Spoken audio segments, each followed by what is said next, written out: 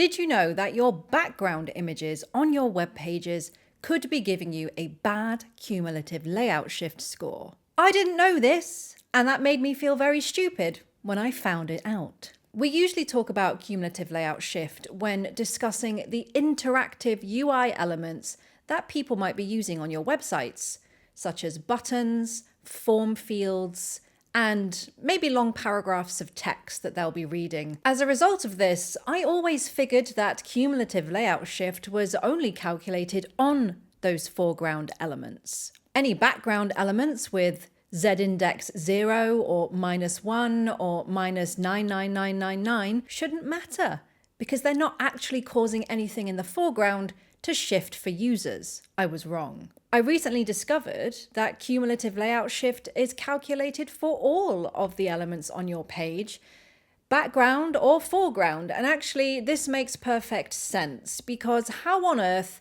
can the cumulative layout shift calculator know if your elements are in the foreground or the background and are intended to be interacted with or not? The cumulative layout shift calculator can't really be that intelligent. And I discovered this through browsing some of my events in my Sentry performance dashboard. In Sentry, each of your events and page loads will come with a huge set of data and tags. And one of them includes the main source of cumulative layout shift. And this is labeled as cls.source.1.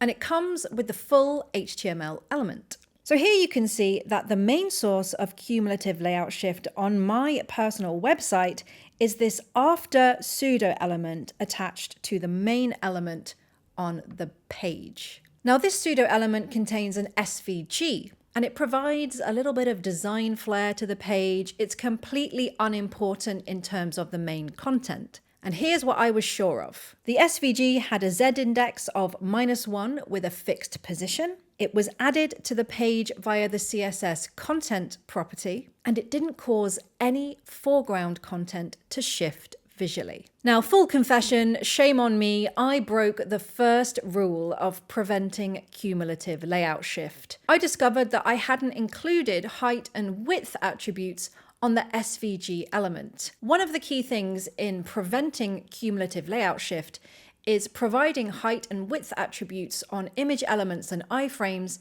in order to tell the browser how much space to leave when laying out the page when all of the resources are loading. If you don't include the height and width attributes, the browser doesn't know how much space to leave on the page and therefore will squash everything up together until the assets and resources finally load and cause all of the content to shift around. And that's what we don't want. So when I added the height and width attributes to the SVG, I had to make some changes to the CSS because of how CSS works. So I initially chose a pseudo element to put this image on the page to kind of document the hierarchy of this element in the code.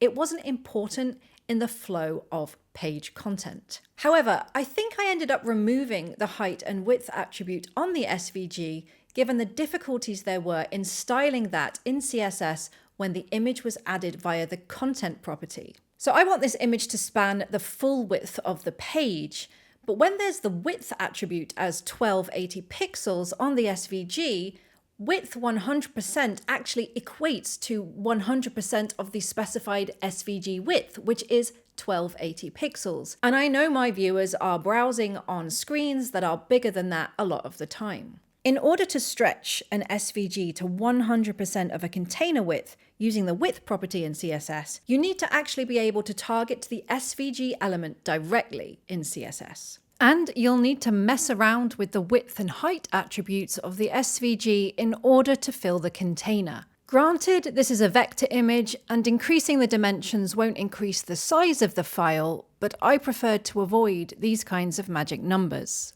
Now, given the SVG was added via the content property of a pseudo element, this actually wasn't possible. Objects inserted using the content property are known as replaced elements, which are actually outside the scope of CSS. And this got me thinking, if the content property made my design so difficult to achieve with this SVG, Was it the right way to do it at all? And this got me thinking more deeply about the concept of semantic CSS and why I made the decision to use a pseudo element in the first place. Using the content property to display this SVG, given that this SVG wasn't actually part of the content of the page, was actually a major contradiction. This SVG wasn't content, it was a background image. And so in the final implementation, I'm using a background image property to display the SVG instead. Now, given that auto-sizing isn't an option for background images added via CSS, I had to do a little bit of a padding bottom hack, which feels a little bit old school,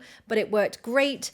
Thank you to Amelia on CSS Tricks for that advice. I've linked the article in the description below. And now I've fixed my code, and now I've fixed my cumulative layout shift score. Now, this might have been a very trivial issue to investigate in such depth, but I think it highlights the semantics around cumulative layout shift. Cumulative layout shift is cumulative, and I think as such, web pages can suffer from the old death by 1,000 cuts.